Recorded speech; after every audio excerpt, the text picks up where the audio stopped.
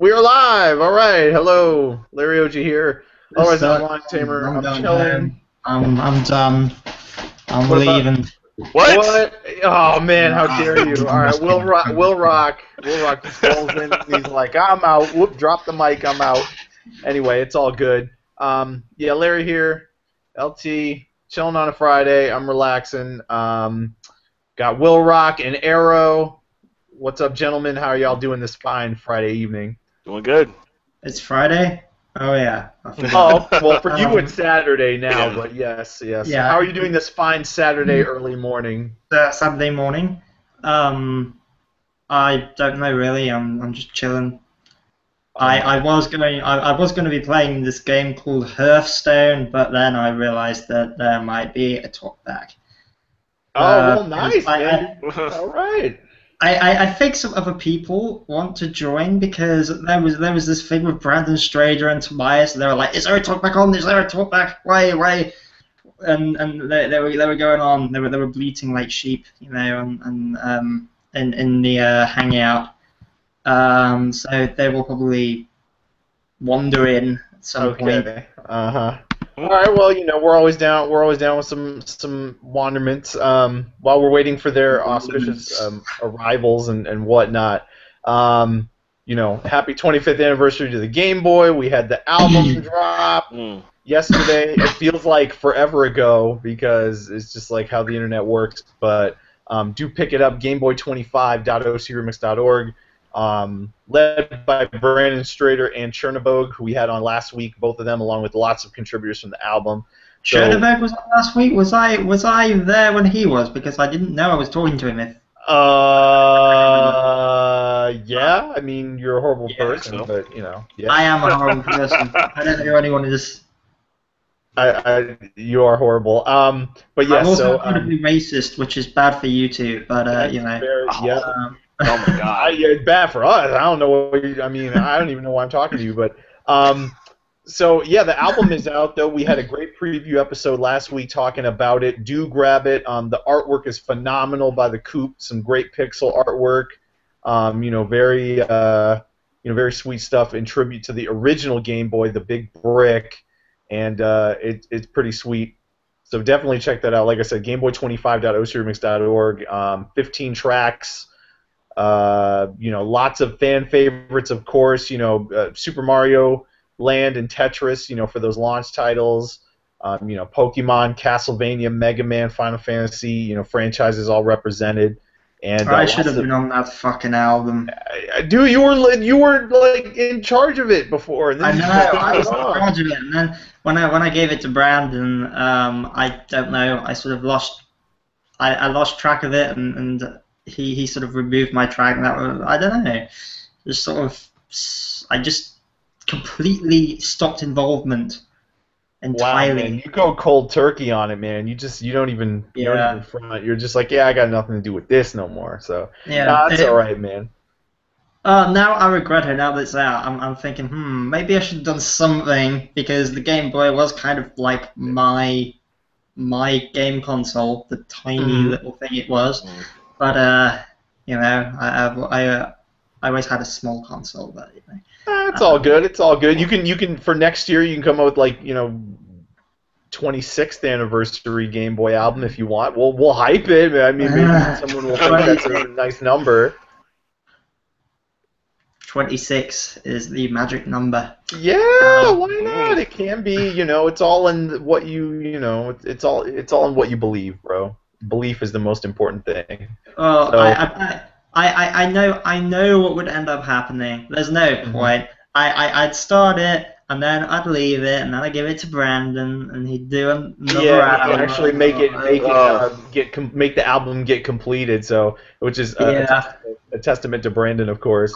It's weird. I don't start these projects. People ask me to co-direct them. I'm like, yeah, I'm really flattered. I don't say no, and then I just realized that I've got this album on my head when these people sort of stop doing it, and I'm just like, ugh. If you can't be bothered, I can't be bothered. If I one day you're gonna get an album completed. The only time I think the only time I'd actually finish an OCR album project is if I came up with it and it was my baby from the get-go. If it was just me. So what would motivate you in particular, Will? So if WillRock had to make an album and this is, you're gonna get it done. I know, for example, you're a big Sonic fan. Like, is that something that you could get behind, or I mean, what is something that if you had to do it? It's been a long sort of thing for me to do a Zelda album for OCR because there aren't enough of them. Snap! And all right, nice. Ages, I was thinking Link's Awakening, and then of course Threshold of a Dream came out, and they had that bullshit stylistic requirements bullshit, and I didn't like it. And I tried to do a track on stylistic requirements. Yeah, I don't like stylistic requirements. I have a big bug up my ass with that sort of thing.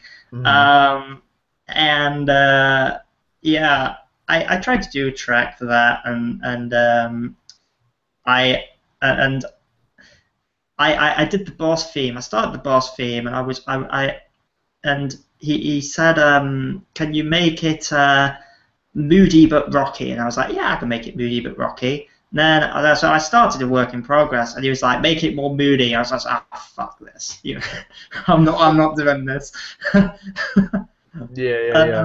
I do that if you paid me, which is probably a bad thing to say, but when you're actually when you're restricting yourself with the source tune, I don't want to be restricted by the style as well, because then it's sort of like, well, why don't you do it if you want it done this way?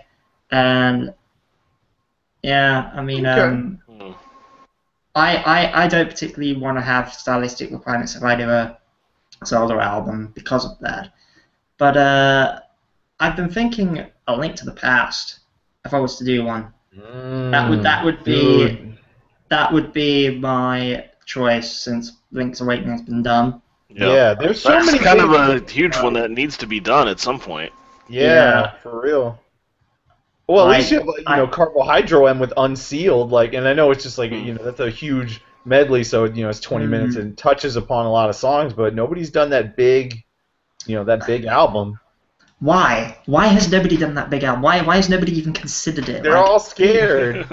People have been looking into Ocarina of Time. Like, there was those two for a little while. What happened to them? I don't know. Yeah, they were like competing album projects, and then they both didn't happen. They deflated like a bouncy castle, and now, yeah, they're gone. But at least somebody tried them. Fucking Theophany, whatever his name is. Theophany, yeah. Who I hate. What? For no reason. Wow. But wow, what jealousy, man! Are you for real? What? No, I remember that's sort of a running joke with me and Ian because I remember when I first heard his music, usually if I don't like an artist, I can usually find a track of theirs that I actually quite enjoy, but with him, there was nothing. No hate on him. It just wasn't my style. Are you tripping? For real? It's just not my style at all. What? Oh my god. Yeah, I know. You can freak out. But it's all true. And yeah, I'm not a liar. I'm not gonna say I love his music, but yeah. I often sort of said to Wes, how much I hated his music because he's one of his favourite remixers. So I'd sort of come up to me there and I'd be like, oh, I hate this guy. His music's awful. Every time we get a mix post, I'd be like, oh, look, this guy's got a mix post. Why is he getting on OCR? He's a terrible musician. Even if he's playing all his own instruments, he's a fake. I know that's all sequenced.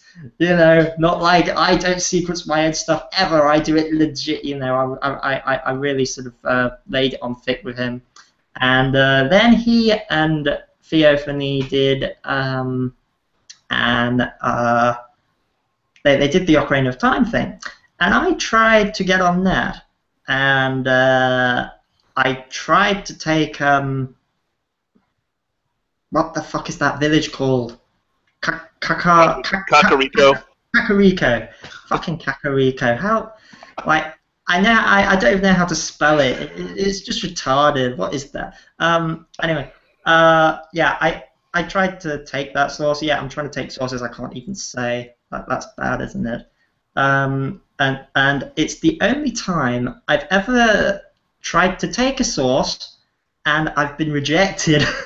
And I was rejected by Theophany, and then the hate turned into actual hate, and I hated him from then on. Actually hated him. Wow. Well, no, I mean I don't hate him, but there was always you rejected me for this album. I could have done a good version of Kakariko Village, and it would have been awesome, and it would have been a terrible Journey ripoff, but it still would have been good, you know.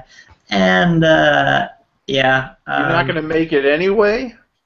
I started it, and then when it got rejected, I was like, fuck this, I'm leaving. Will pout. I'm a terrible human being. It's been settled up mostly by me, but I am. Baby. So. That's awesome. Yeah. He's like, that's awesome. You didn't finish a remix. That's awesome. Yeah, man. You pouted and got mad, and you didn't make the track. So you didn't stick up as ours.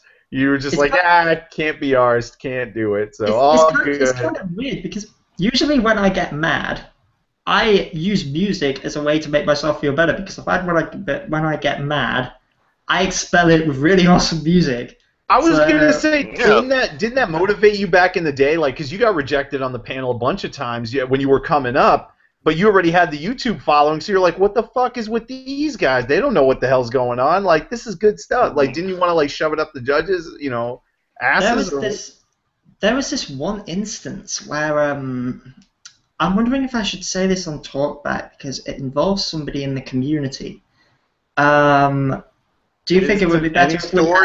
Is any story going to involve someone in the community? Yeah. Well, yeah, but this is quite a I don't know if he'd want me to say this publicly. You know, he could even be watching this. I don't know. Whatever, man. I mean, it's whatever you want to say. Do you think he'll care? Do you think? Is it someone did someone have an affair like with someone else? Like what the? You can't have anything that potent. Just speak up. Well.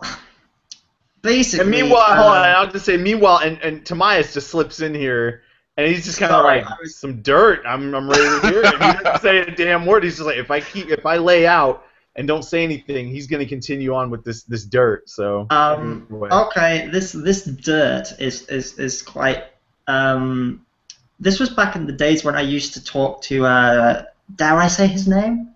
Fuck it, I'm going to tell you who it is. Neverlex. Used to talk to Neverlex quite a bit when he was younger, and basically there was this. He used to have like I think he probably still does.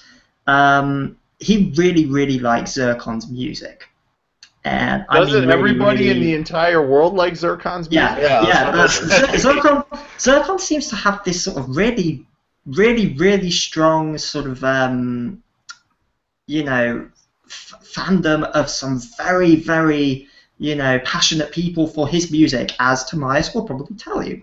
But I mean, there was this one instance where I got on the wrong end of that, and it didn't end up very well for me because I don't know how this conversation actually started, but it was basically sort of WillRock versus Zircon. Snap! This was Nevlex sort of telling me how much my music paled in comparison to Zircon. Every single possible thing he did was better than me, and this went on for about half an hour. I didn't sort of like it wasn't like a 5-minute thing where it was sort of like, oh, his music's better than yours. He went into full detail, like the specific things that were better, like the chords were better, the arrangement was better, the production was much better. And the thing is that I try and be objective with things. Like, I'm going to be the first person to say that Zircon is one of, if not my favorite remixer on OCR. Like, he's an awesome musician, he's an awesome guy, and you know, everybody has their strengths and their weaknesses, and I like to think that, you know, there's experience and then there's talent, and, you know, obviously Zircon's very experienced in some ways, and he's very good at rhythms and production, and I like to think I'm quite good at sequencing, things like that. Sort of not necessarily humanizing, but with sort of the complexity of my solos and things. But, you know, Neblex was just sort of shitting on everything, was saying, Zircon's better than you in every single possible aspect and more. And I was just like, no, I mean, okay, I'll get he's better at me in quite a few areas, like, because he is. And, you know, Larry's probably better at me better than me with sort of parody stuff, you know. I was about to say, where were you going with this? Because I didn't think Larry was better than you in like, anything. But then they were like Perry. I'm like, okay, he does have that. Yeah, he does. Yeah, everybody has something. Like, and you know, I you know, woe be me. You know, do include myself in that. You know, I try to be fair and reasonable, and basically, yeah, Neblex sort of got on my bad bones, and I actually stopped talking to him for a little while over it. I blocked him and everything. I got a right bug up my butt over it.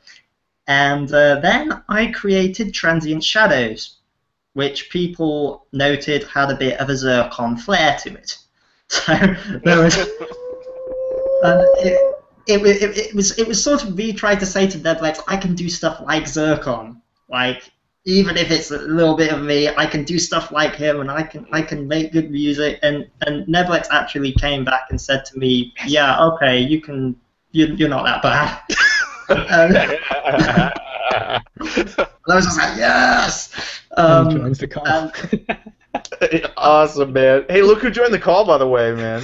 Yeah. Am I about to get... Imagine you here. Hello, Zircon. I just haven't heard of that. So. This is awkward. I wonder if I should leave. So what Andy missed? So he was talking about what year was this? Like, how long ago was this? Oh, it was a long time ago. Like it was a long time ago. When did I do Transient Shadows? That was like 2010. Okay, so 4 years ago. So Neblex was like 14. Yeah. So yeah, he was young. I was about to say he's not anywhere near that bad now. So 2010, late 2010, that mix got posted. So maybe you made it around kind of mid 2010 or early 2010. That would have been 2009 probably. Wow. So, oh wow. 13. Just approaching teenage years where people turn into assholes according to their parents. But you know. Not that Alex was an asshole at that age, but you know, I'm not suggesting anything. Yeah, but anyway, so the whole deal was back in the day, like not that long ago, like 4 years ago or whatever, Will was talking to Neblex, and Neblex was just like, Zircon is so much better than you at every aspect of music that is possible. Why would he say that?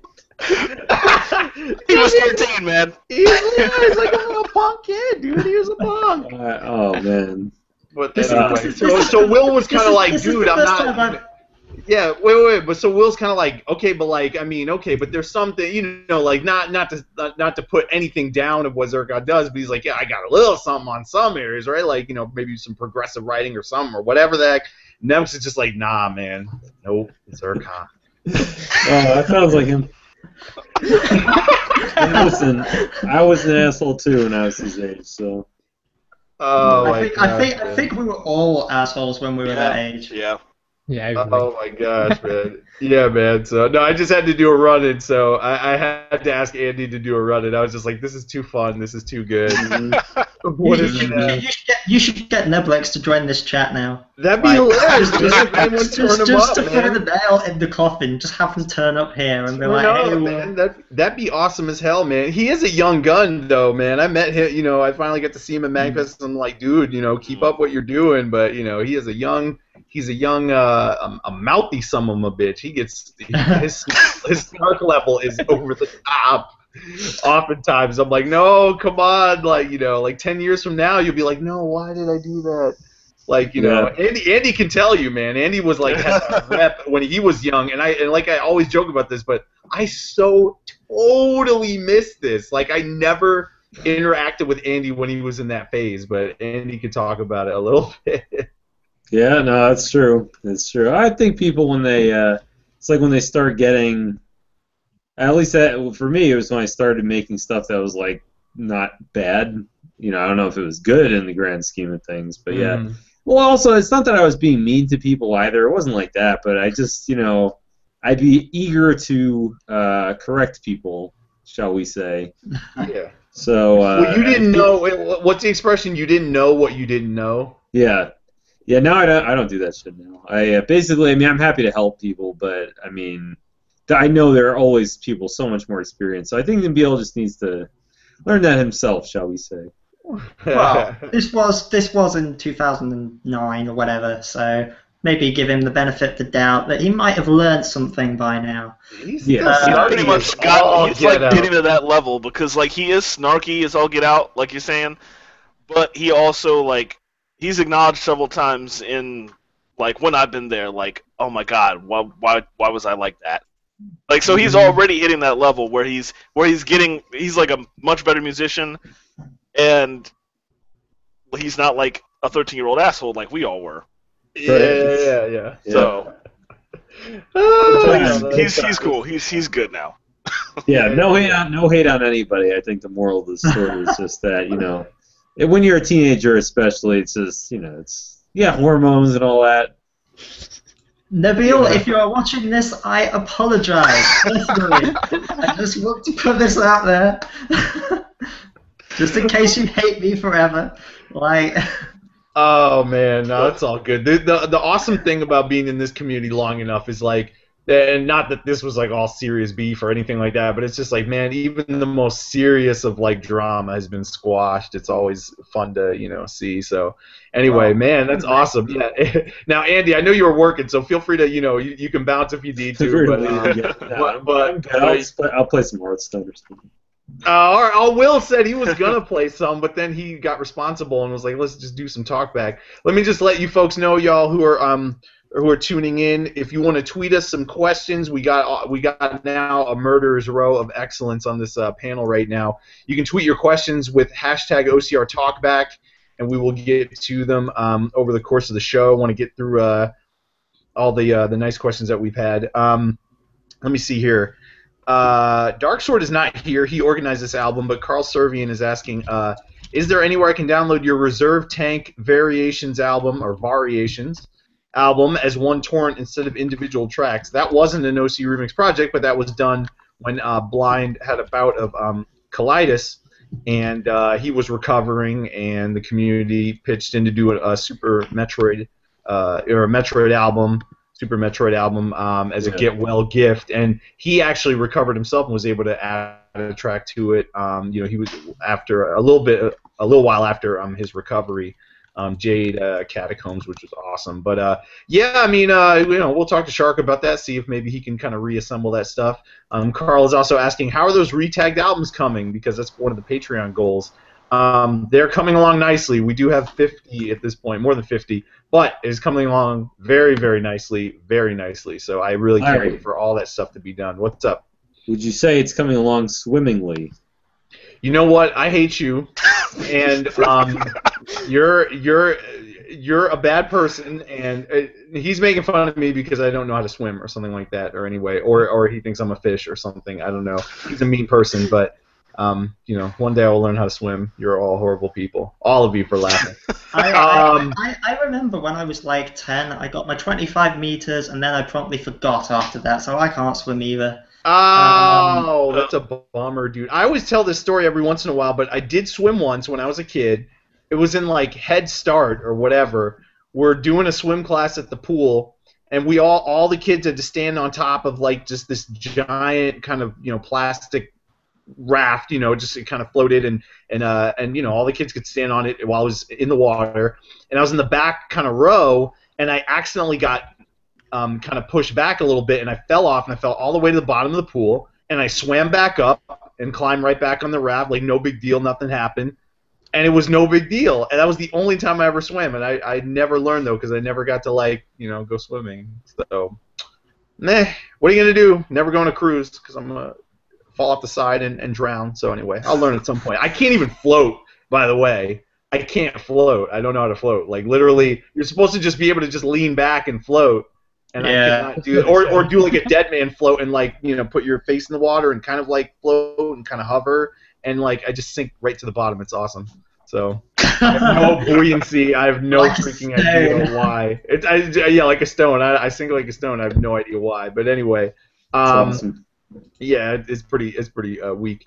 All right, question for everybody here from Ano Cascatalo, who is an awesome arranger. What's the most far out but plausible arrangement idea that you've had? Mine is his example is a scat take of Danger, the boss music from Secret of Mana. And so whether or not you've made the track or you're just thinking of the concept and it's like, whoa, this is crazy. Let's kind of go down the line. WillRock, the teller of tales tonight. Any mixed concepts that you're just like, whoa, like that's pretty out there, but I wanna go for it. Is it bad to say I've already done it? No. That's cool. Yeah, go for it. I mean, I did it with the Final Fantasy VI project because it was a bit of a departure for me with the stylistic shift and the arrangement ideas. And what's the name of your track again on that for the peeps that want that? It's called Strange World. It was a mix of Another World of Beasts. Mm-hmm. And there was a lot of weird things about that mix compared to all of my other ones. The time signature included, but yeah, it was a bit of an odd one. So I need to find a new sort of out there idea. A new out there idea now. So. All right, awesome, man. And Timaeus, what's up, bro? Like, I feel like I've heard a relative like consistency with the stuff that's been published from you. But like, do you have is there anything that you've already put out there or that you're thinking of that's just like a way out there remix concept?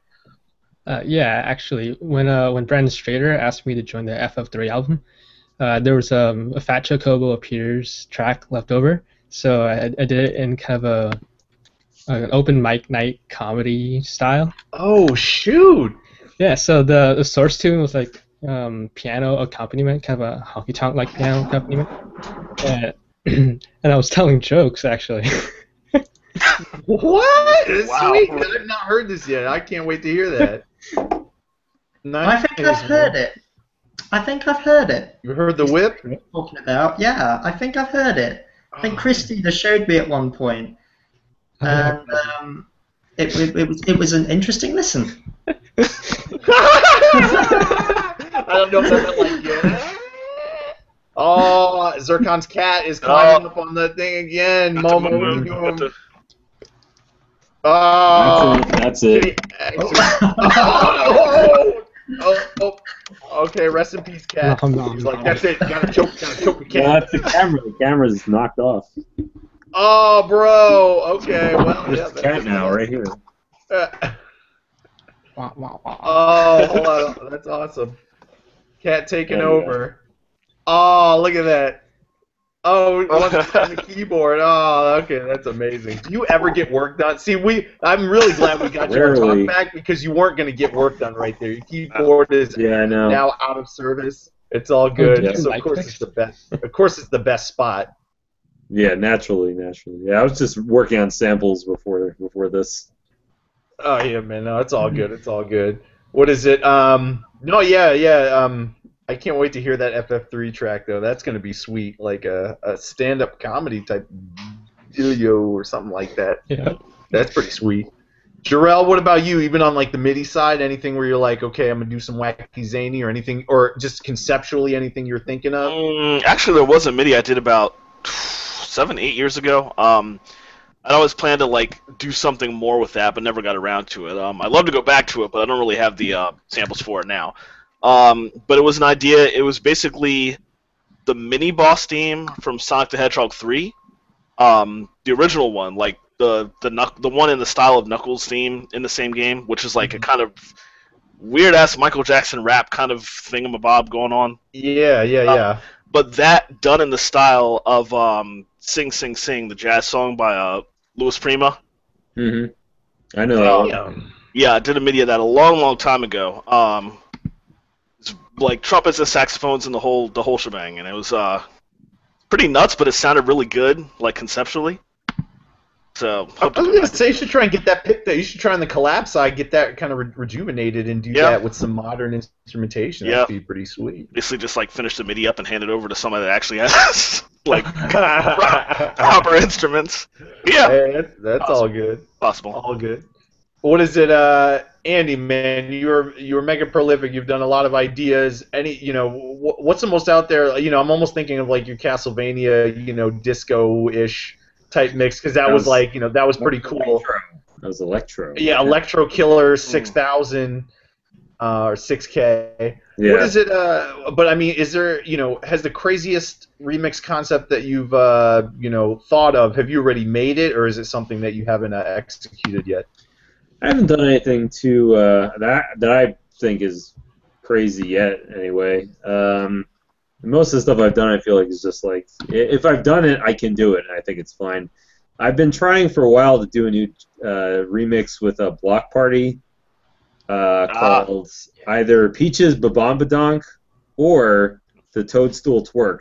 One of those. Damn. We've been trying to do it, and we really want to make it good. It's got to be solid, on point. It's got to have the good lyrics. It's got to have the good, like, the instrumental has to really like nail the style we're going for, like that modern, rap trap style. So that's probably the most far out. And we want to make it good. It can't just be like a throwaway mix, right? So yeah, I'd say that. All right. Yeah. Cool. Nice. Yeah. Hey, lots of cool ideas and stuff mentioned, stuff that exists, stuff that will exist. Maybe one day and beyond somebody's mind. Let's see here. And this is kind of a similar question from Phoenix Down. What are some of the most surprising or imaginative source combinations that you've heard in a remix? So I guess, more than one theme put together. Doesn't have to be one of your own, obviously, like that you just heard it and you're like, wow, I didn't know that could work. What in the hell did they do? Andy, you can start this one off if you know of anything. This is kind of a harder question to think of examples of, like just saying. Okay, so like remixes where like we thought the source was like the combination was weird, basically. Is that what he was asking? Well, the most surprising or imaginative source tune combinations within one remix. I don't know. Usually, you almost think of like compo stuff, like combining, two Mega Man boss themes or stuff like that. But I guess he's looking for something a little bit more out there. Does anybody have a particular thing that jumps to mind while everyone else thinks of other, things? I'm trying to think. That's a much tougher question. Yeah. Especially to come off like the top of your head. Like I remember listening to songs that I thought of that way back when, but just like trying to remember one of them right now. Well, okay, I'm gonna make it only a little bit easier. Not necessarily a source tune combination. Not necessarily a source tune combination, but just like they took the source and did something totally drastically just transformative and different with it. You're like, what the hell happened? Anybody? Actually, I did think of something for that actual original question. Yeah, no, go for it. Yeah, it was Flaming Hearts from Elemental Master by DJ Mystics. Oh, okay. Pretty much anything DJ Mystics has done ever, just whatever. Anything he's done, because he's the master in this community of taking source tunes from like 2 or 3 different games and combining them all, and it sounds pretty seamless. So the answer to that question is DJ Mystics, and that's it, Like, just literally that's the answer. And then we can kind of follow up with just crazy stuff. I'm sorry, go ahead, Tim. I was like, yes, that's it. Discussion done. So anything else of like maybe DJ Mystics that he made, or anything else you were thinking of? That's the only one I could think of, actually. All right, yeah, Elemental Master Dam, which is like obscure to the max. So, like I don't know what was that on Genesis. Like what? Yeah. Even what was that game? Like I don't even know what that is. It's like a shoot 'em up, right? For real? I thought it was. You got me on that, man. Like I heard the mix and everything, and I still don't know. Okay, what is it? But on the single source tune, where you're just like, wow, that's a wacky or like way out there concept. Anybody got anything that maybe from other people? One with like a single source tune. Cluck Old Cuckoo by World's Best Grandpa. Oh, the banjo. Oh, okay. Link that joint. I was like, what? And it's not like that was a solid combination. Like it was really good, but I'm just like, bluegrass? Zelda? Yeah, do check that out. Like Jarrell mentioned, it's by World's Best Grandpa. Cluck Old Cuckoo, whatever. I love the remix name, World's Best Grandpa. That's great. The remixer, yeah, he's awesome. So, he just sent it. I just approved another one of his tracks from Pokemon Red. It's a remix of the Pokemon Center theme, and it's called what is it, Polka Center? It's pretty sweet. Yeah, Polka Center. It's pretty tight. It's an accordion and a banjo and some foot tapping. It's super short, but it's really nice. Yeah. So we'll post that, in like 5 years from now, and we'll get that going. Yeah. So you've definitely not heard the last of World's Best Grandpa. He is decidedly not grandpa age, but he's very good. Anybody else got any other crazy picks? Like I'm surprised Shinobubola hasn't come up just by like his style. Oh like, my goodness, awesome. yeah. I have one. Sorry. Yes. It's not Shinobubola. Sorry. Shinobubola. Yeah. Who calls themselves Shinobubola? Well, who does that? You have to be insane, I think.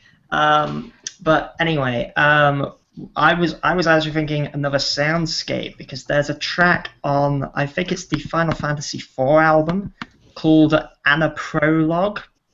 And the interesting thing about that mix is that he's thrown in a few 80s songs in there, like it's Final Fantasy. It's got this Final Fantasy theme going, and then suddenly Van Halen's Jump comes jumping out at you, no pun intended. And there's a few other 80s songs that just sort of are scattered in there at random points, and it's just like, what is this? Like, and it's a really sort of almost silly style as well. So it's very light-hearted and very fun, and they're very interesting renditions as a result of that. So I definitely recommend that one. Yeah, and that.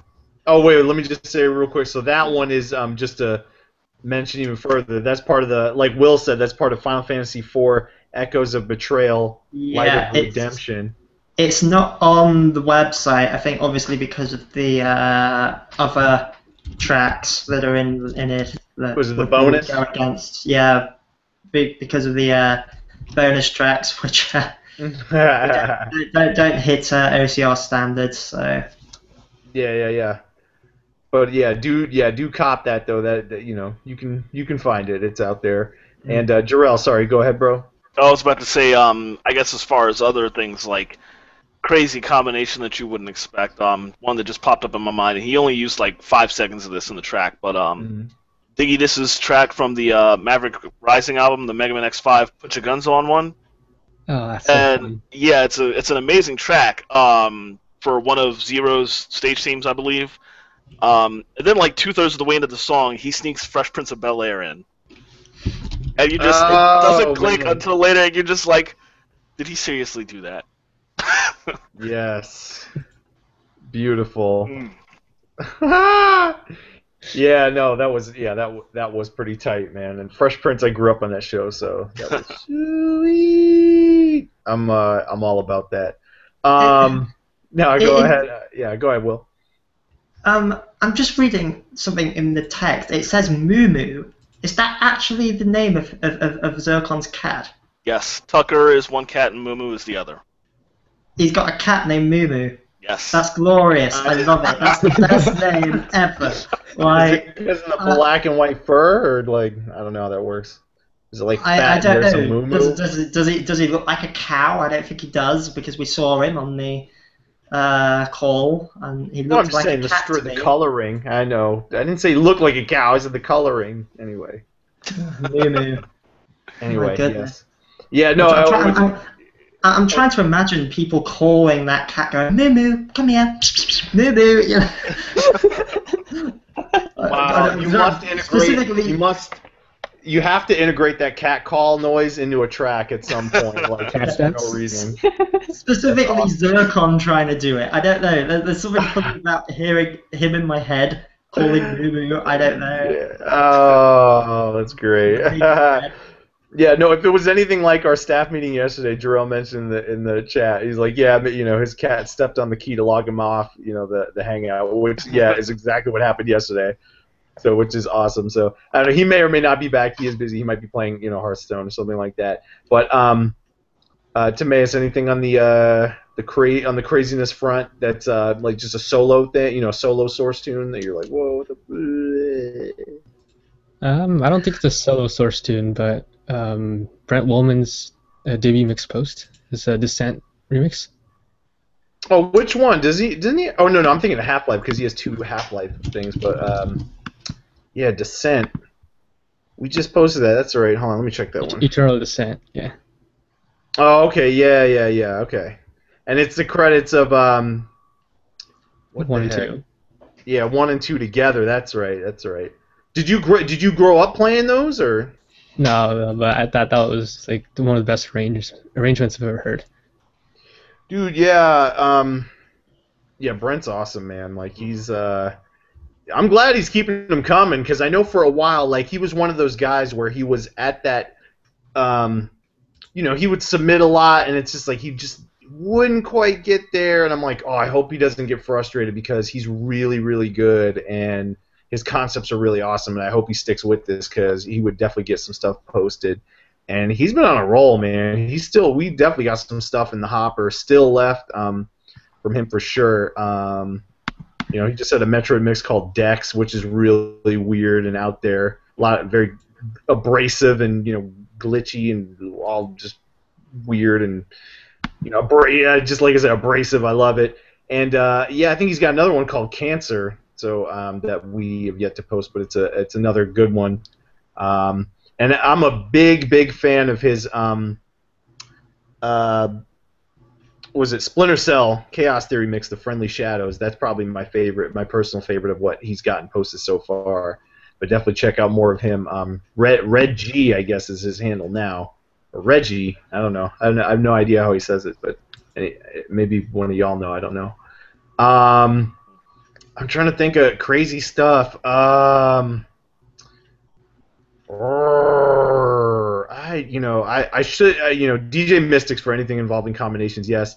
And then maybe Shnaboobala, just because in general he's, a god of music and amazing and, super creative. Dueling Consoles, the Secret of Mana Danger mix that he did with the NES versus the Genesis. That was a very sweet one.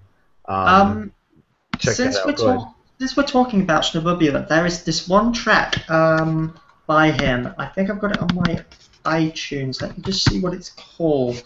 Here we go. I can't remember if it's on OCR. I downloaded it from DoD, Drawing of Duels. It's called Playing Super Mario World While Taking Mushrooms. And it's 9 minutes of really cool.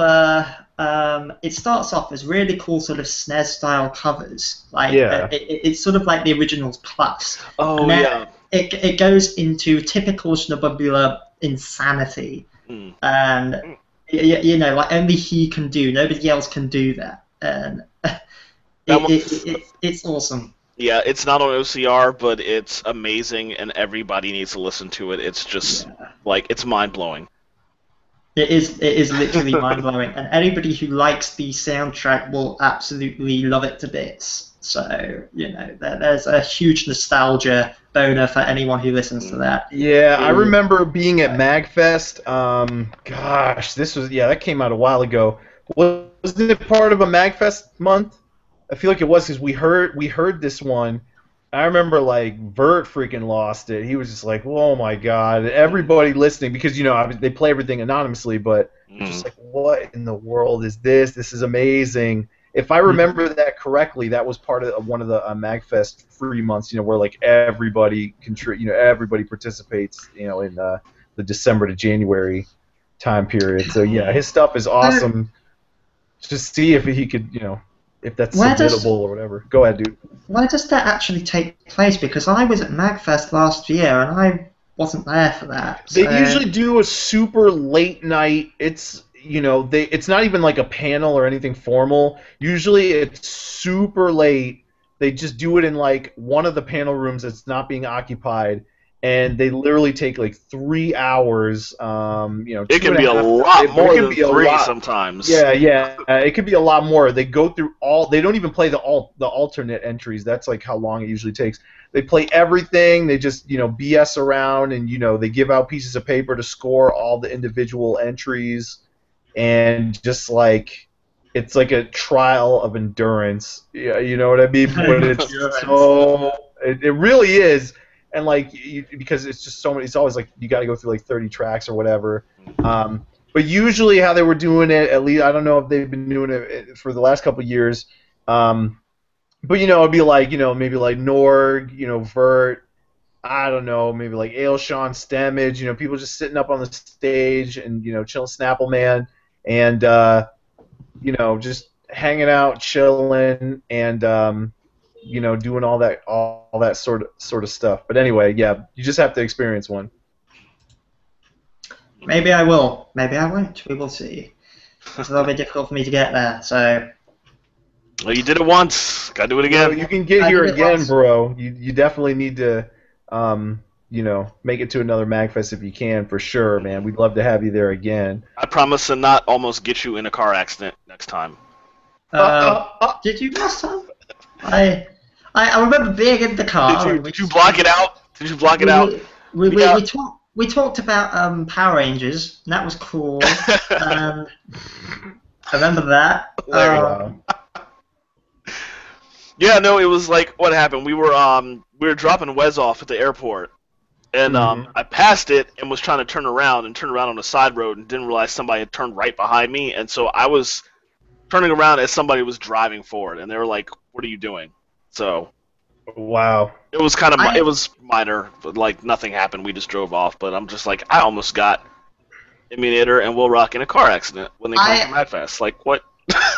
I live a completely oblivious life. I am completely ignorant to any and all danger in the world ever. So if you were pointing a gun in my face, I probably wouldn't even see it. I wouldn't.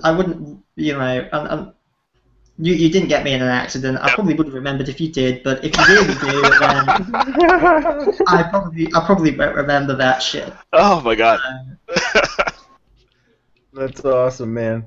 What is it? I'm trying to think. Oh man, I just want to like mention like maybe like one or two other really crazy transformative mixes to check out.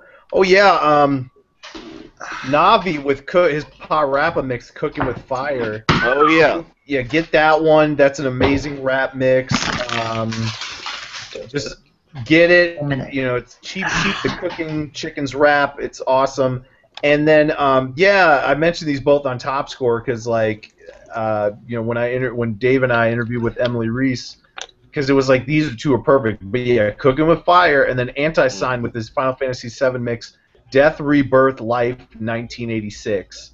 It takes Genova, and just completely turns it into like a weird like kind of with some like 80s style synths and just like a deliberate beat, and I'm like, what the hell was that? Like that sounded nothing like the original, and just the mood, the style, but it was super faithful, melodically. So it's a really great track. Just phenomenal stuff.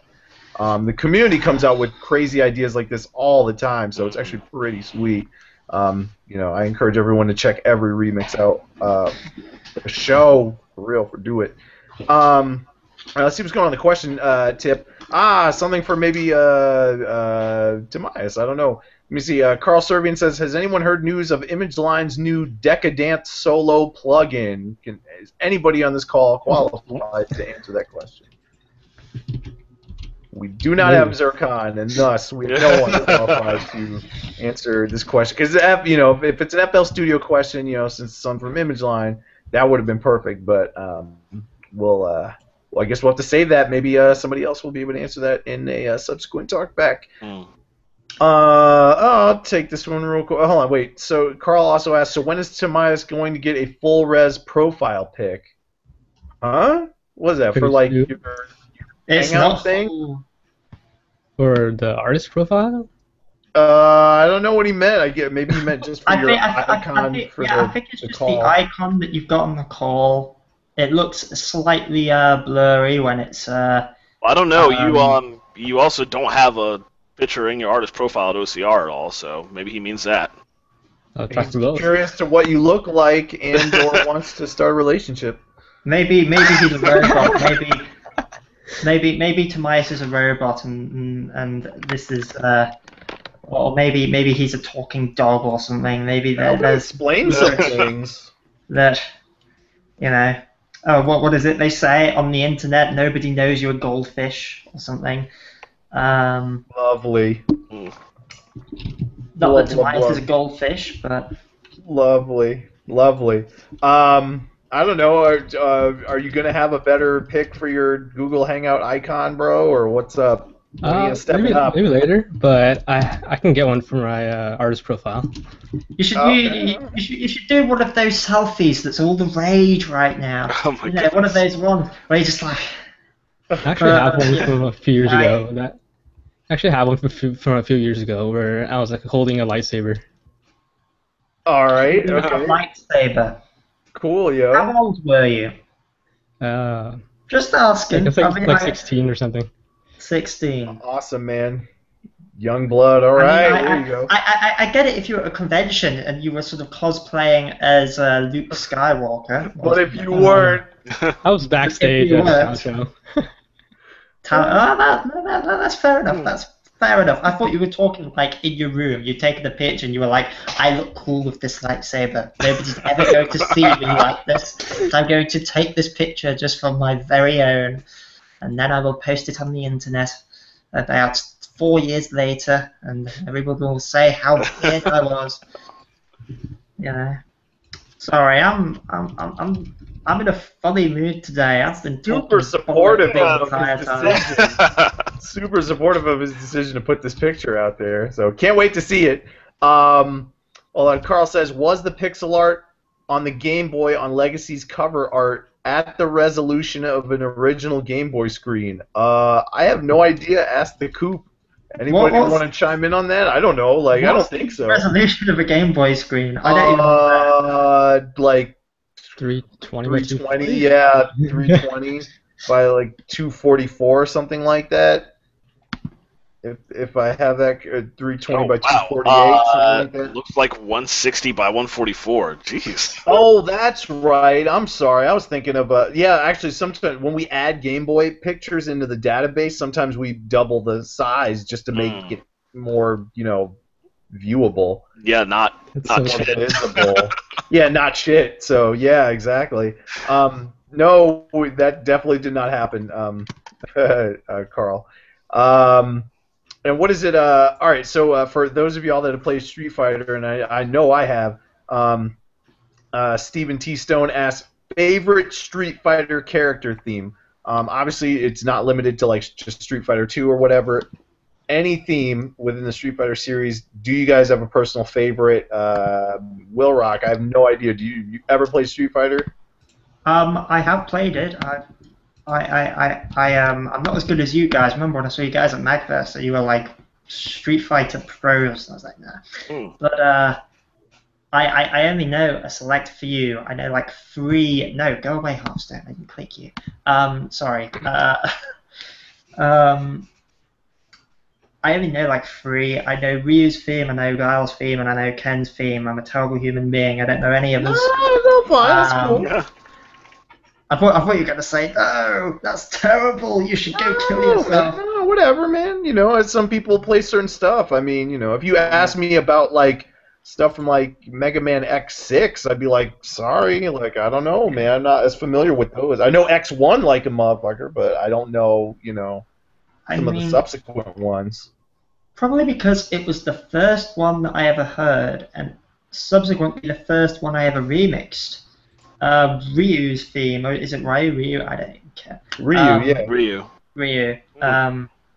Yeah, but that one holds a special nostalgic place in my heart, you know. All right, awesome. All of that cheesy crap. But yeah, that's probably my favorite. That's good stuff. Plus, if I say Guile's theme, someone will probably shoot me for being typical. No, internet meme fun. Whatever, dude. It was an awesome theme before it became a meme. So that's the reason it became a meme. It's a good song. It's so good. It's everything. But it's because it's a good song. Do you want to know a little funny thing about meme? I used to think it was pronounced Mimi. Did anybody else? But it was like and like all that lovely.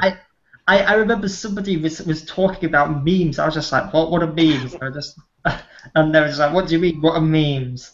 I laugh at that, but 15 years ago, somebody fixed me some minestrone soup, and I pronounced it minestrone. So. Hell yeah! Just as bad.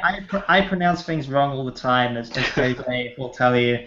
So, but yeah, I'm terrible for that. So. Wow. That's all minestrone. I think I called chamomile tea chamomile tea chamomile. I had no idea. Whatever, you know. It's like that. That's not so bad anyway. But oh, and then there's before Kanye, when he was like just blowing up Kanye West. Oops. Like, sorry, bro. Kanye West. Yeah, you flip the letters, you know. Yeah, YN. But anyway, yeah, Kanye. Come on now. So, yeah, not Kanye West. Kanye West. I know, right? You're like, huh? But yeah. So, Timaeus, man, Street Fighter theme. Anything throughout the whole franchise? Any particular favorites? I like Hakan's theme because it's Middle Eastern and it's one of my favorite genres. Okay, and Zircon did a remix of it, and Zircon is the man, so thus... No? Yeah. Okay. All right. I just could so you know he's a Zircon disciple in a way, so he's good. So anyway, all right. Are you familiar with any of the other stuff? You know, Street Fighter 2, Street Fighter 3, EX, any of the whatever spin-offs, 2010. I don't know. No, I'm not much of a Street Fighter guy. 2010. 20, yeah, Darrell got that one. You're like, what the? Fucking Street Fighter 2010. Oh my goodness. Street Fighter 2010, bro. The final fight. Dude, check that one. Review that. Say what? Street Fighter 2010. Didn't the Angry Video Game Nerd review that? Maybe, because, I mean, I don't know if it was that bad, but it was completely just like, and this was before Street Fighter blew up, you know, because it came out for the NES. So it was after Street Fighter 1, though, and they're kind of like, yeah, let's maybe kind of add this name to the property and kind of give it a loose connection and give it some sales. And it's just like, this it was the weird sequel then. So I'm so disappointed that when Street Fighter 4 came out, they didn't have like an alternate costume for Ken, where he's like got cybernetic arms from 2010. Oh, it would have been so great. We need to pass that on to like Brett or something. Be like, yeah, just somebody make it. I like how you're talking about the programmers like you're all great friends. I wish you just pass it on to the guys. No, Brett's community manager. No, and we don't have it connected like that I can make it happen in the game, but I can certainly pass it on. And, you know, it'd be like, you know, yeah, Street Fighter 2010 costume, you know, skin or whatever. That'd be pretty cool. Whatever, dude. That'd be awesome. I will say that Dr. Manhattan has a sweet Street Fighter 2010 remix on OCR called was a Valentine type MX5. So definitely get it. It's a Yes, great that's medley. a I good that one. I Yeah. agree. That's good. Yeah, anything That's Dr. Street Fighter Manhattan 2. has, you want to get Hold that. on. I've got that. Is that right? That's right, isn't it? Yeah. Okay. See, he's making me feel like an old man because his doubt, then like you go, wait a minute, does my brain work? Or Here it doesn't say what the actual what it's a remix of because I got the drawing of Duel's version. I didn't know it was. I didn't know it was Street Fighter 2010. Yeah. Well, I painstakingly watched a tool-assisted speedrun of the whole thing in order to assign source tune names for everything. So it's got 3 themes in there that are reused in multiple places. So anyway, you can nerd out at my discovery of all that bullshit. But yeah, grab it, Dr. Manhattan, Street Fighter 2010, Type Valentine, MX5. That's what it's called. Sweet rock piece. And I just love how it's like now it's 2014, but just remember back in the 80s and or in this case with this game it came out in 1990 and it's like 2010 super futuristic. Yeah. Like or what year did Terminator take? What year did like the Cyberdyne or whatever take over? Was it like 1999 or something? Supposed to be. It was supposed to be like 1995 or something, or like 97 or something. It's just like, oh, bro. Yeah, no. The funny part is, it was like originally 97, and then Terminator 3 delayed it to like 2004.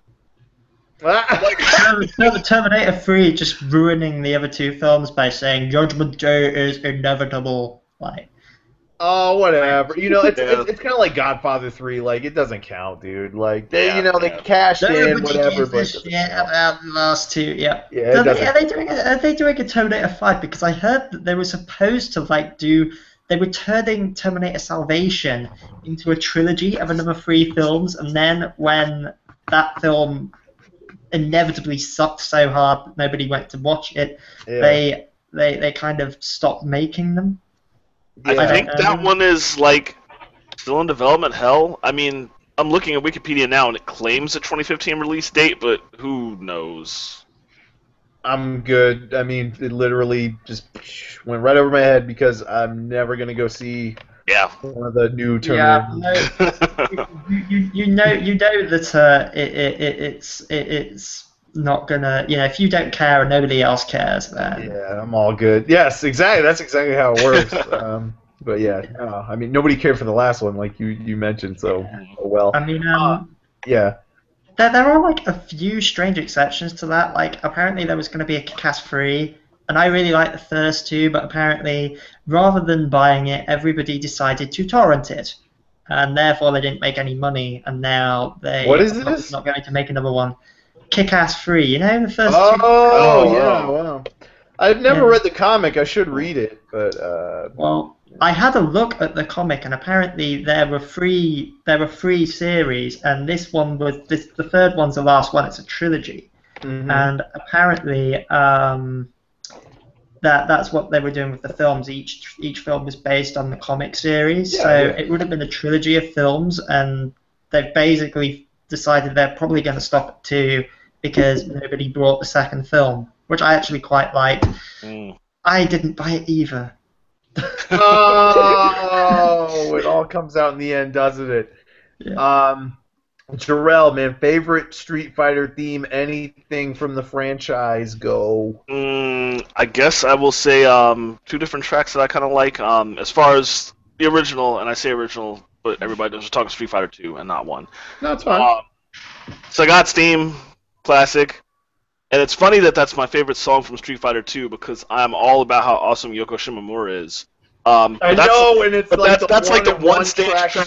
Yeah. But that's still my favorite track from Street Fighter 2. And then I kind of like Kami's theme from Street Fighter Alpha 3 a lot. It's really repetitive. It's like a nice. Eyes? Is that what it's called, right? Doll Eyes, yeah, that's it. But it's a nice groove. I dig that track. So. Yeah, sweet. No, good look at the Street Fighter Alpha series as well, because that had some awesome, dude. Oh my God. Well, I'm the biggest Street Fighter fan here, and grew up on it like a motherfucker. So I knew all the themes, and I always say this when I talk about Street Fighter 2 especially, but I really got to give it up because especially in fighting games, it's really difficult to come up with good music. Like people take it for granted, but it's just like there's so many. Like who knows any Mortal Kombat themes? Like I hate to be like that, but it's just I don't know like anything. Like I know the main theme and that's it. Like none of the stage themes were ever memorable ever for anything ever. Yeah, that's actually very true. Like I am a big fighting games fan, and they were like my jam when I was a kid. Like they were my favorite. And there's a lot of games that don't have very memorable soundtracks. Like for example, Tekken. I just recently got the King of Fighters Maximum Impact game, and that doesn't have any particularly memorable songs in it. Yeah. And there are obviously exceptions though. Like Soul Calibur has fantastic soundtracks. Virtua You're Fighter. way off the screen. Why are you off the screen now? Oh, sorry. Hello. I'm back. No, okay, yeah, go ahead. We heard you though. We heard you. Yeah, Soul Calibur. Yep. Street Fighter. What the? Virtua Fighter has fantastic music. The first two, anyway. The next ones after that were a bit. But there is one game series that stuck with me for the music. One game particularly, and that is Battle Arena Toshinden 2. And that game is very unknown, and it has the best fucking music in the world. Nice. It's one of those soundtracks that really doesn't need remixing. So I've never actually decided to remix it because it's not 8-bit, it's not 16-bit. Yeah, no, good look on that.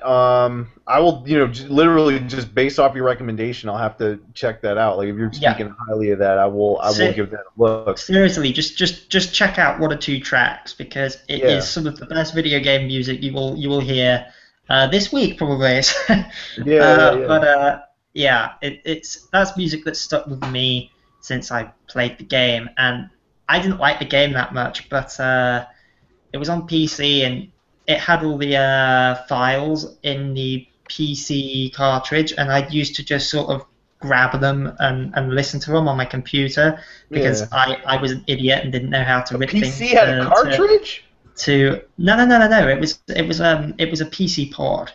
So okay. But I was an idiot. I didn't know how to rip things onto disk.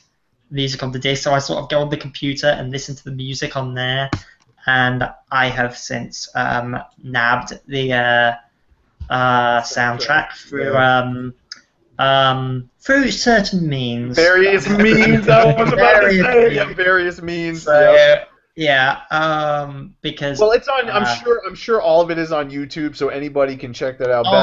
Battle. I just did a YouTube search, and like the first thing was the entire playlist of all. Nice. Beautiful. I'll check that out. It's the second game. Yeah, the second one. 2, not the other ones. I was just like, fuck the first one. I don't even like whatever. I actually listened to the first one, and it's got a completely different style of music. That's it's weird, and that's the thing. Like, there's a few fighting games with really really good soundtracks, and then there's some that just have bleh ones, And maybe they have one decent track, like Tekken 3 had Jin's theme, which is pretty cool, and then all the others are sort of techno, style music. But I'm going on. I apologize. No, man. That's all good. I was gonna say, so I'm the biggest. I'm definitely the biggest Street Fighter fan, and mostly I'm like two Street Fighter 2 series, but man, just Street Fighter across the board is like really awesome music. There's just so many, and like I said, I mean and how we got into this segue about the different different fighting game franchises not being that hot is that the thing was, and this is a true testament to Yoko Shimomura because she is a boss. It's like, yeah, I did not know that. Well, yeah, I mean, she's got the, her resume is deep. I mean, not only she composed like 90% of Street Fighter 2, but she's got Kingdom Hearts as well. So didn't she do all of Final Fights where she got her start? Which is isn't it? I think so. No way, I don't think so. No way, I don't know about that. I'd have to check that out. I don't think so. I feel kind of bad right now. I thought you'd been talking about a dude for the last like half an hour. But no, it's a woman. Yeah. Well, you said you were racist before, and you're definitely sexist as well. Yeah, I'm sexist, I'm racist, I'm probably biggest as well, I don't know. We're kidding. I guess we'll find out one day. No, you're right, you're right, Jarrell, though. Yeah, final fight.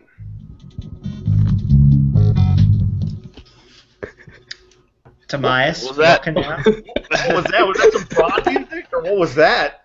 I heard. That was Cyborg Justice. Oh, I'm not the only person on Earth that has played that game or knows that music. Are you for real? No, I'm just checking it out because you wanted someone to remix it. Oh yeah, dude, yeah, somebody. Yeah. Oh, I see. This is a challenge. The first stage theme is like the one that's the catchiest one. So you got to check that one out. Yeah, but Jarrell, dude, I didn't even realize that she composed for Final Fight. Apparently, I didn't either, but it's like she was uncredited on that one apparently. But okay. Well, you know what that is though. This happened a lot in the early Capcom days. So when the developers would be working and like they were either if they got slammed or they were not quite coming up with ideas, had a little writer's block. Others would kind of help them in and pitch in on like an idea for something or whatever, uncredited. Like they're called ghostwriters, aren't they? Yeah. So well, they were credited in games where they mainly wrote the soundtracks. But yeah, like they might come in and write one track here, or in some cases even like half a track. Like literally somebody hit a wall and then they'd come in and add some ideas and then finish the track together. But yeah, so yeah, it says minor role uncredited. So yeah, Yoshihiro Sakaguchi did most of Final Fight. But yeah, I mean, we'll never know because they just didn't keep like any track of these. I do wish one day, maybe we do a Kickstarter where we're like, pay us lots of money to fly to Japan, meet up with these dudes, sit them down in a room, play the music, and be like, what did you do? Who did that? Who did that? What is that? Who did that? Or for me, my anal retentive, video game music fan self, for the tracks that don't have titles, it's like, okay, wait, what would you name this? Like, give me a title. You know what I'm saying? Like something beyond just like, I always hate when fan sites make up titles. I know you have to like give it something, but I always like I hate it. Like I can't stand it. Like, don't make up your own titles. Go ahead. Can I quickly say that as a composer, titles bane of my fucking life. I can write music fine. Like sometimes leave an idea for like a month or something, and then I'll come back to it and I'll finish it. But titles just fucking never come. Like I'll have this instrument, and I'll just be like, what now? Oh, I know. I'll call it Igneous because it's a rock, Or I have no sort of I have like Emanator has named half my bloody tracks. That's what I'm saying. Yeah, that's where you get the friend. That's where you get the friend to name the tracks. Yeah, uncredited, obviously. Oh, by the way, Emanator named this, not me. He deserves full credit and royalties of at least 20%. They don't get. You have to be a writer to be entitled to royalties, man. You have to be a writer or lyricist, bro. Like just because they name the track, that he wouldn't be entitled to anything. Do you want to know? Come on now. Do you want to know something quite sad? Is that I'm currently working on an EP of rock music, and I found a vocalist and everything. And I have put it upon myself to write some lyrics, and that has proven to be rather tricky because if you can imagine somebody who can't come up with song titles. Now, imagine that in lyric form, full songs that need full verses, choruses, links, and all this other crap, middle eight shit. and lyrics for everything, lyrics up your ass, and I have trouble coming up with like one word.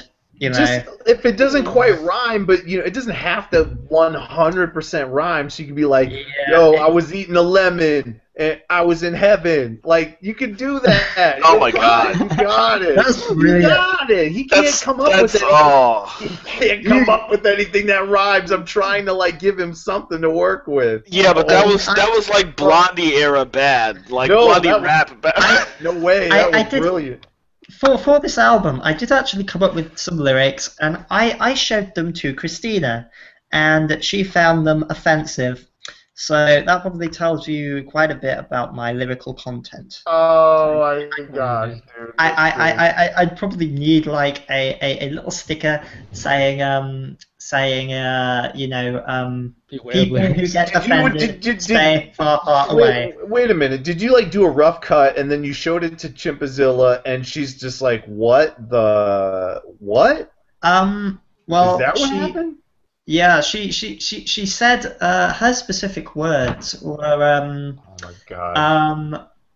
I didn't know you had that in you. I'm actually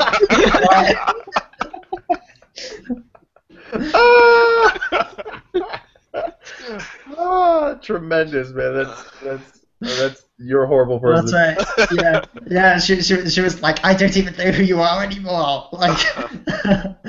Oh man. I was just like, don't worry, I'm not gonna murder anyone. They're just lyrics, and it's heavy metal. It has to be a little bit dodgy, And, does it now? For the record, the second track I also made lyrics for, and she really liked them, so it was just a one-off, maybe.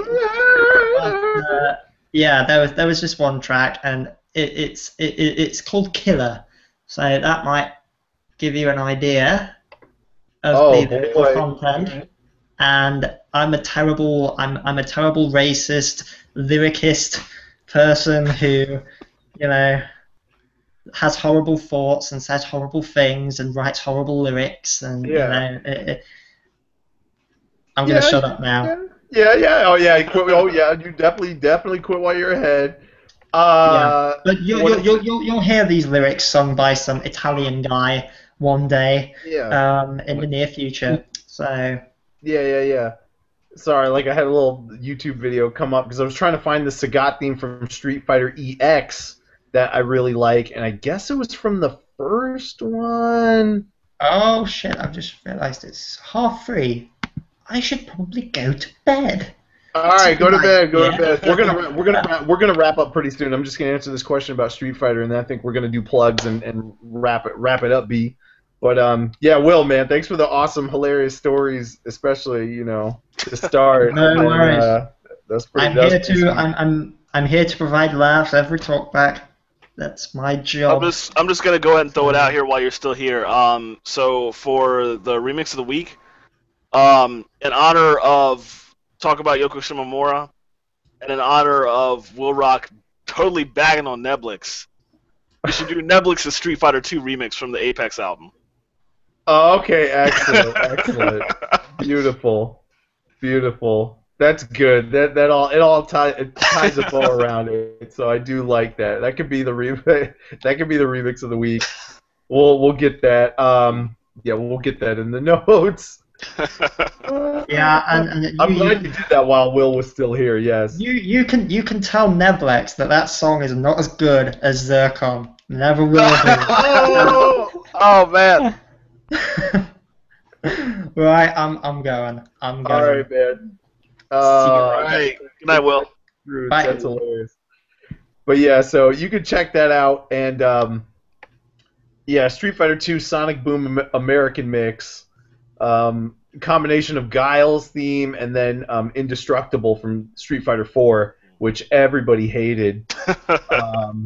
I thought it was fine. I actually thought it was fine. I had no problem with it. Like, I was kind of like, that's different. You know what I mean? Getting kind of like a J-pop-ish, K-pop-ish group to do, a song like that. But I thought it was fine. I didn't have a problem with the song itself. It just felt unbelievably cheesy.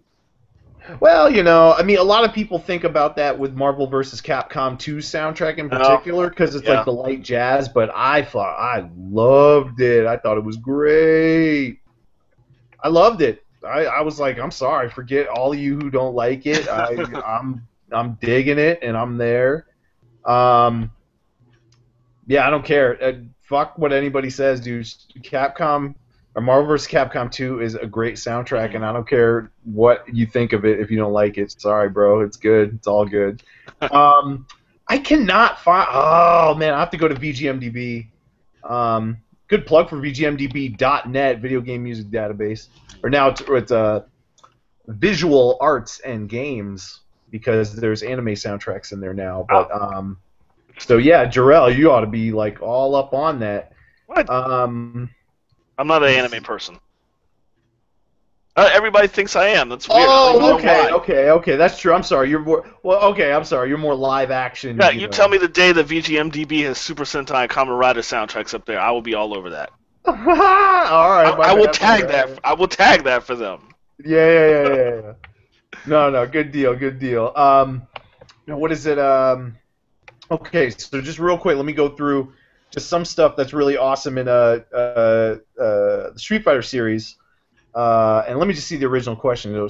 Favorite Street Fighter character theme from Stephen T. Stone. Character theme. My absolute favorite, and he's my favorite character in Street Fighter 2 is T-Hawk for sure. Love T-Hawk. And when I first heard his theme at there was a clothing store that had Super Street Fighter, the arcade, and I heard the theme, and it was awesome because back in the day in '92 they had Street Fighter 2, and then as it got to Champion Edition and then Turbo and then Super, they kept upgrading the cabinet. So they kept swapping it in with the latest version of Street Fighter, and it was awesome. And so when they had Super Street Fighter 2. And they had the new challengers, the new characters on there. I'm like, what is this? There's more characters. Oh! So I was super hyped. T-Hawk's theme, specifically the arcade version. If you search for it on YouTube and you get the Super Nintendo version or whatever, that is not what I'm talking about. I was really disappointed with how they adapted that. The arcade version is the best. Definitely check that out. Adon's theme from Street Fighter Alpha 1. Is one of the most amazing rock tracks ever.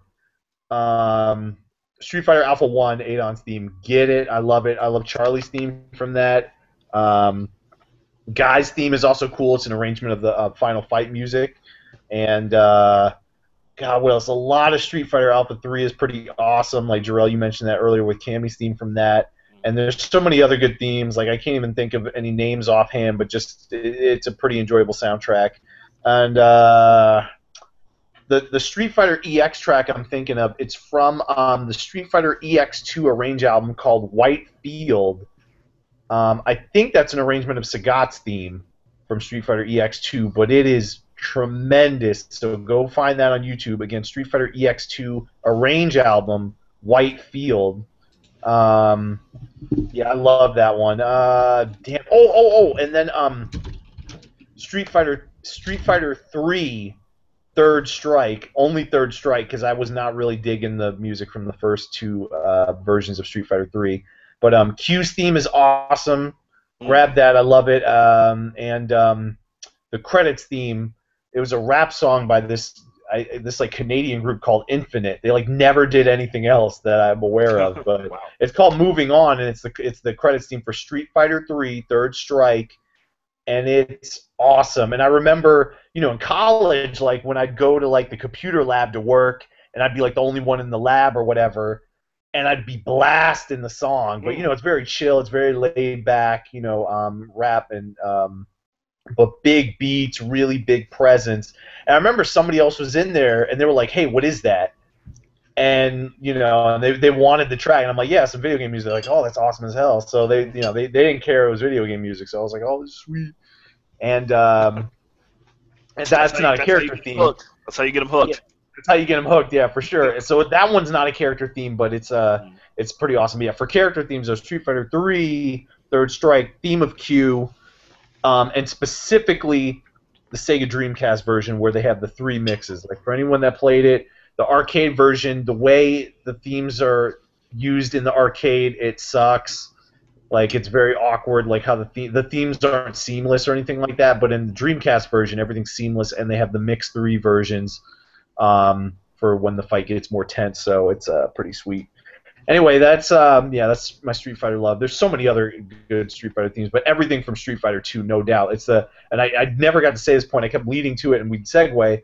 But the whole point is that Yoko Shimomura is a beast, and literally there are no dud themes in Street Fighter 2. Not one of those themes is a dud. Not even one. And there's 16. It's insane. You count the new challengers, so the 8, the 4 bosses, and then the new challengers, and Akuma.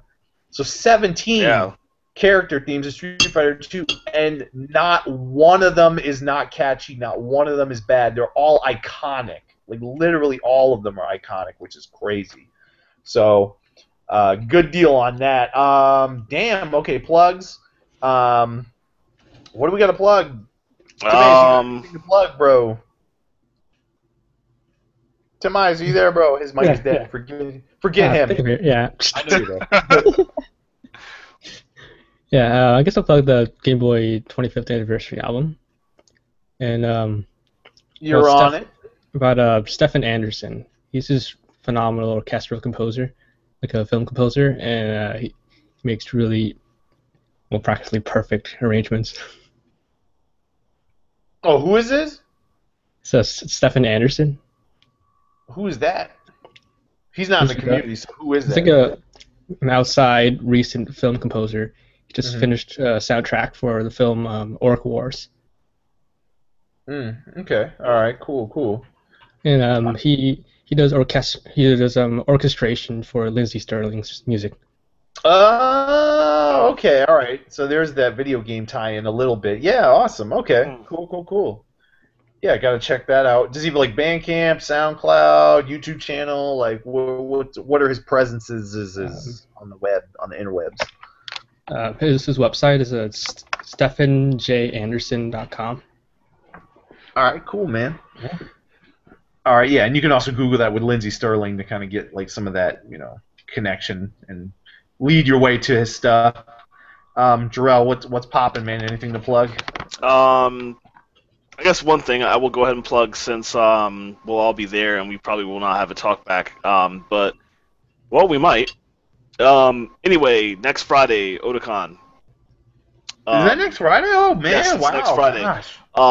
We finally know our panel time. The schedule didn't even drop until like yesterday. They didn't even. Normally, they email everybody with the times. I think, right?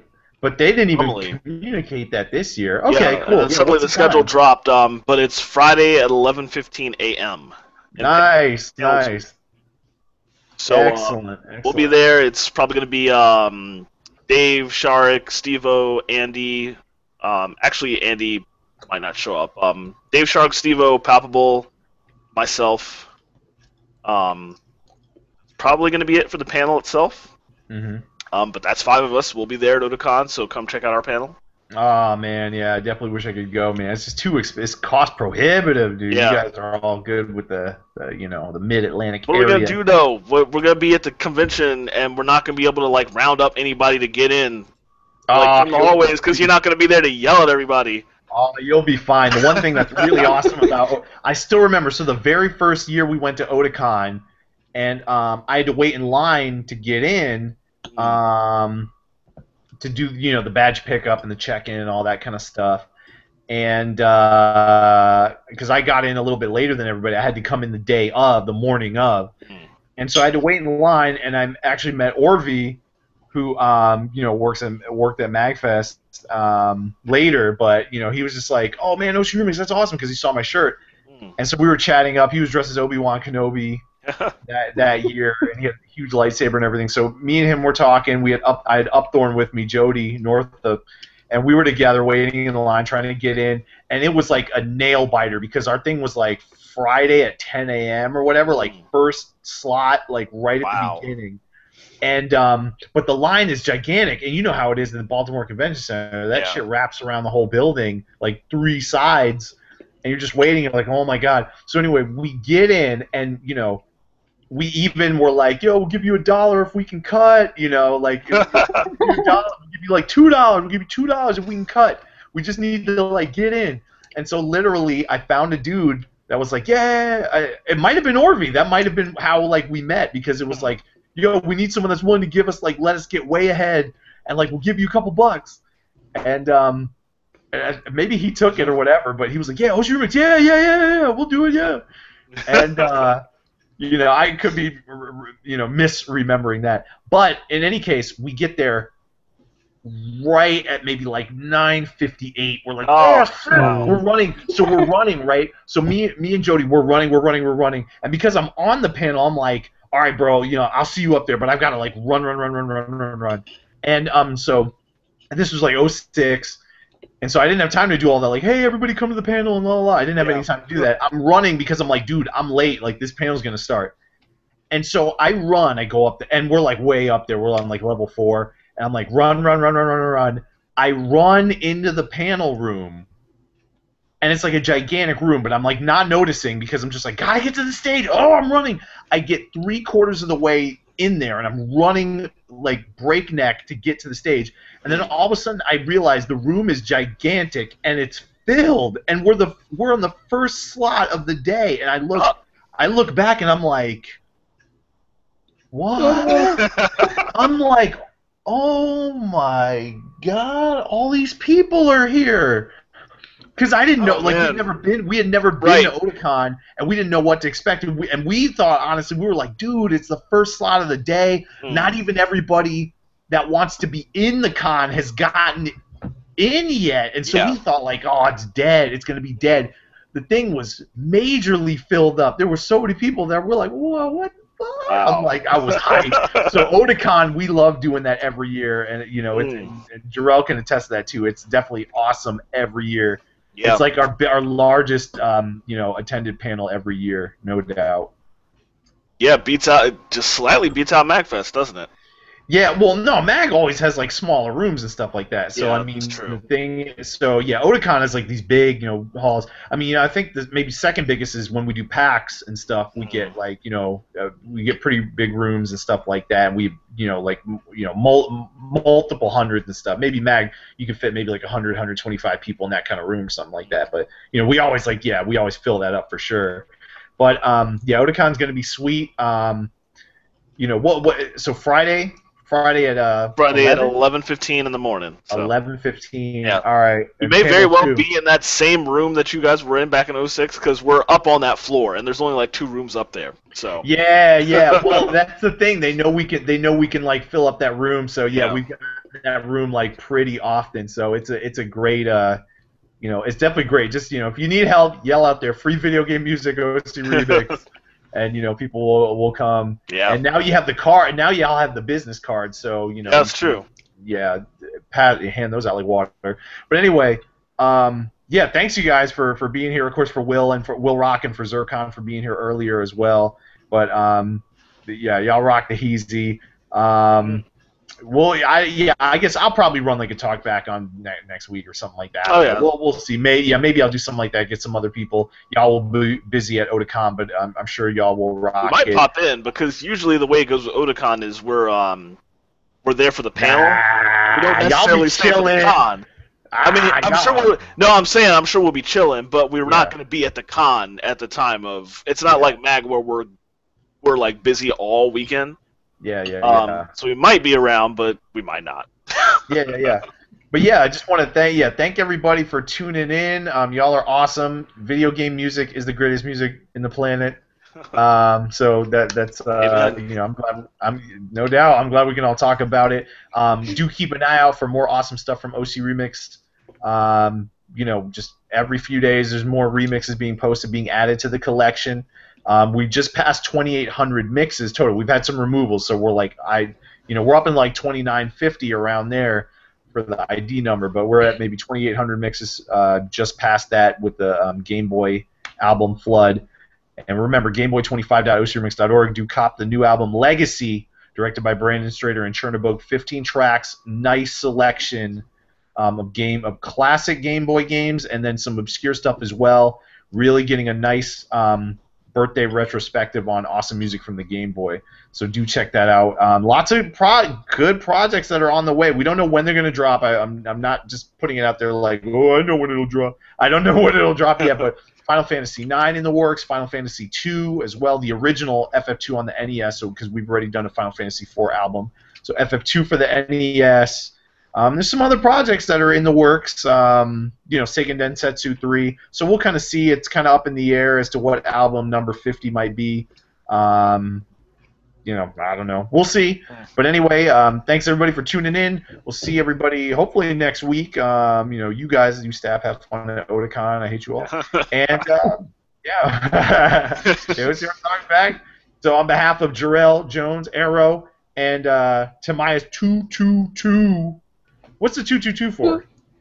I have no idea. Oh, okay. All right, so yeah, T222. All right, this is Larry OG. I'm out of here. And yeah, we'll talk to y'all next week. Say bye, everybody. Bye.